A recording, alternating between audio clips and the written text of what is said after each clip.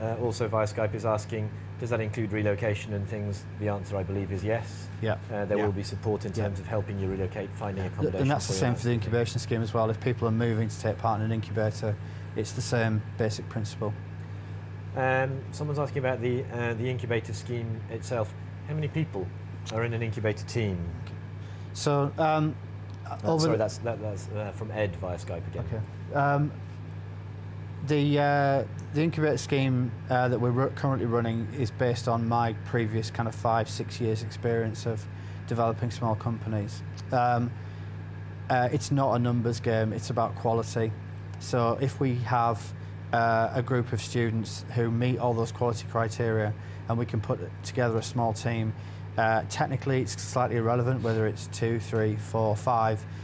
It's more about what does the game require that they're going to work on, and then do all those people meet the highest kind of quality standards. Typically it's going to be between, I think 2 would be the bottom limit, and then 5 I think would be the outer limit. Hopefully that gives Ed the answer. So between 2 and 5 people would form an incubator. Dependent on what the actual project needs were. Who gets to select them? Another question we've had. This is coming from the forum and via Student World. How do we select the students, and who is part of that selection process? Is it Train2Game personnel? Is it the studio personnel, or is it a combination of both?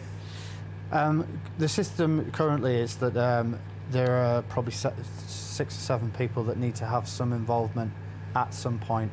So we need to get different kinds of assessments done on students. So I'm not an academic, you know, I don't deal with the academic side of this, so I need to get a reference, an academic reference for each student that we look at. That comes from the Train2Game staff, the tutors, and everybody that support the student. So, you know, we get that kind of assessment done. From my own personal point of view, I'm probably looking at it from a more of a maturity, kind of capability, capacity, raw building block, skill kind of angle.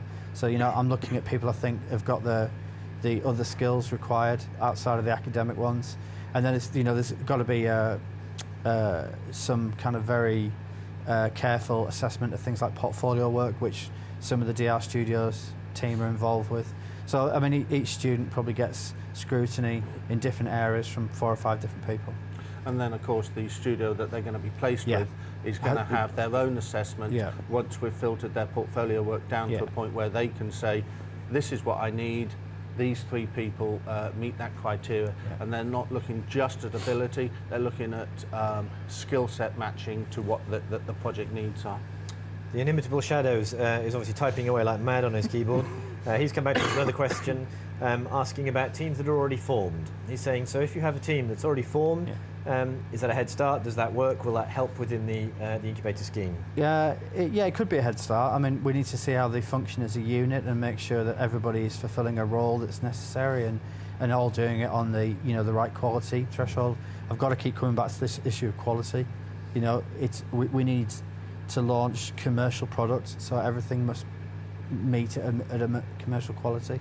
You know, we've got a couple of groups that were already formed before we announced the incubator scheme. They're kind of, you know, ploughing a furrow towards meeting the criteria that we need. You know, I'm not interested in breaking a team up. I'm not interested in adding to it. If that team can display everything that we need, you know, fantastic. I just think it depends on what the desired outcome of that being placed as a team is for that team. If they're hoping to take their game design, go into a studio and deliver it as the new game for that studio, that's going to be quite difficult to achieve. Well, I'd say probably impossible. Yes, exactly. If they're happy to go in as guys who get on well and work together and will fit in within the studio's bigger reason for what it wants as a small team within a bigger team, that could work, because it does close down some communication channels.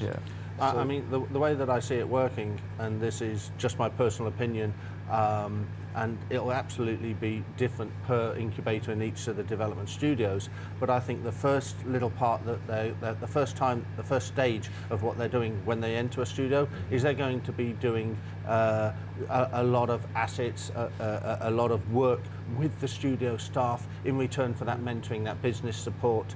As they move through the development cycle, they'll start moving more and more into critical path stuff. moving into their own project, as the mentoring is taken away from a technical point of view and more into a business point of view, a business area, and then finally towards the end they will be working on either their own project or a project that they will run as a team.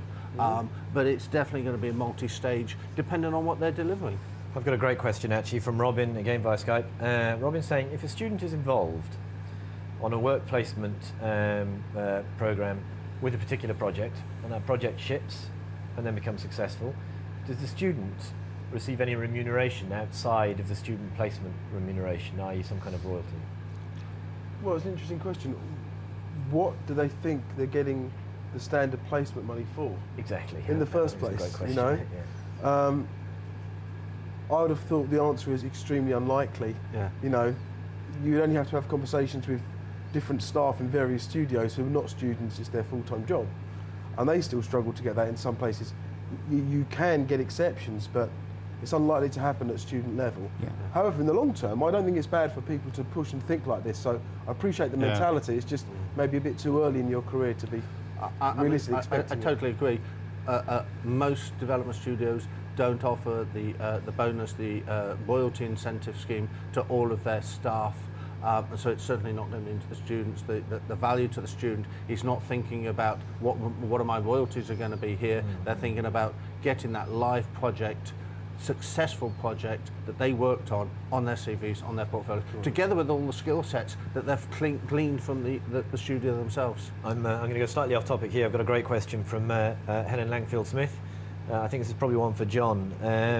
When you started out, what was the biggest challenge for you, and what are the differences now between software today and the industry some time ago when you started? The biggest difference in the past was that there wasn't so much of a challenge. I mean, I worked with a partner, there was two of us. He did the programming, I did all the graphics, and between us we designed the game. And we learned the business and made tons of mistakes as we went on, as I'm sure we all did. But our challenge was simply identifying the right publishers to go and see. I mean, to give you an example, the first game we did as independent people, we took up to Ocean Software, who were the biggest publisher at the time. We got it signed up. Yeah, Gary and John Woods and stuff. We got it signed up the day we went up there on our first day in business. So the answer was it was very easy. And now you've got all the hoops to jump through. You know, you're not talking to John Woods, who was the big guy at Ocean in those days, and ate us for breakfast in terms of the contract. I'm sure what he did. But getting that lucky break is the key for any development team.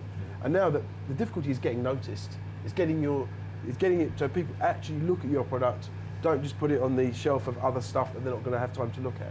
So I think that's the biggest challenge now, is how to get noticed. And the answer is, make great quality product. Your product is what speaks for you. Everyone forgets there's all this stuff about you've got these grades, or on paper you're good this, you've got all these contacts. The product is what speaks.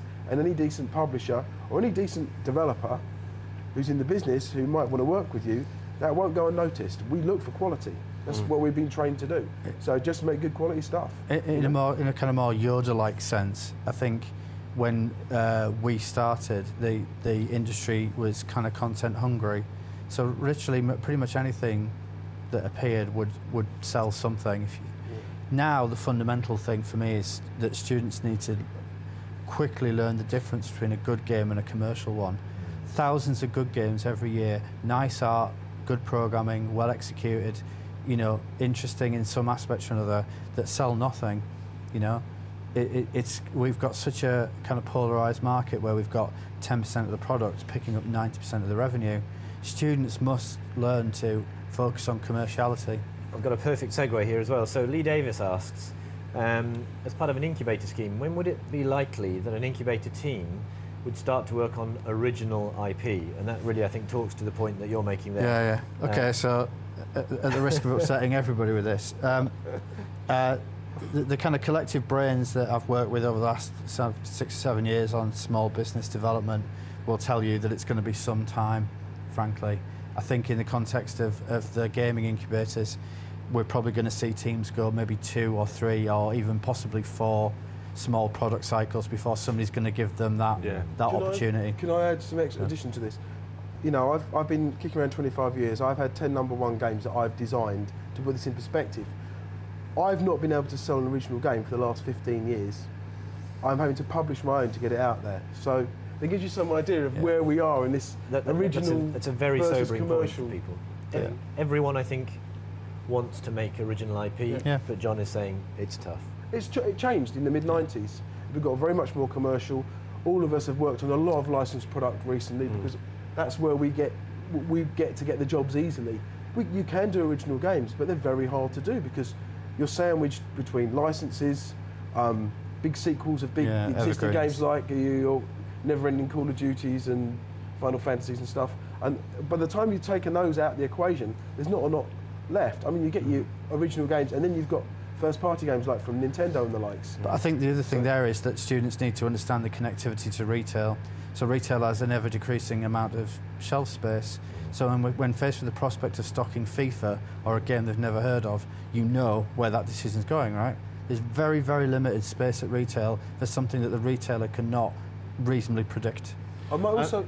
Go on, sorry, I was just going to say, an iPhone and an iPad and some of the browser platforms and the smaller platforms, there are real opportunities for people to develop their own games. However, when you go into a studio as an incubator for placement, that won't be the studio's priority. Your IP won't be their priority. You should learn your skills from them, then apply it to your own games, and then do it on a small platform like iPhone. Yeah. That's the route to go. You've worked on Metal Gear Solid, you've worked on Pro Evo Soccer, and you've worked on some original titles. What were the easier titles to work on in terms of getting into market, getting that support? It's exactly as Dave and John have just said. The market has changed over the last 10, 15 years, where before it was relatively easy to get exposure to the public. Now you have to actually buy shelf space to get it in front of the public. You pay the retailers to get your game on their shelf. You're historically spending about 100%, maybe even 150% sometimes of the development costs again on marketing and PR just to get it out there, and it's all about risk management. Why would the publisher or the developer risk developing that IP when they could develop a lower one for a smaller margin? It's not about the cost of your development, it's not that the fact that they don't think you can make a great game, it's will that great game get in front of the public? And therefore, yes, there is an opportunity to get new IPs out there, but you have to prove your commercial value first. It's the same as if you're a film producer, if you're a film director. If you're a film director, you're much more likely to be given a carte blanche to do what you want with the IP if you've got 6 blockbusters behind you. It's exactly the same for a development team or an incubator.